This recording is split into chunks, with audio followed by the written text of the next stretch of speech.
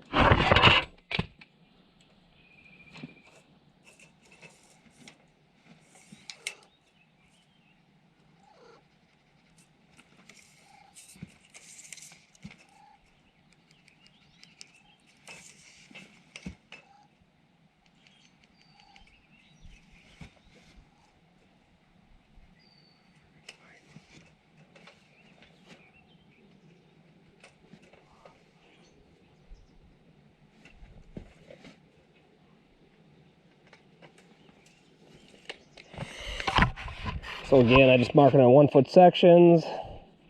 That's rough, you know. I mean, they might be a little off if you look at the line, the holes, just a hair, but at least I got a template that I'm rocking. I'll show you with the template what I'm lining up.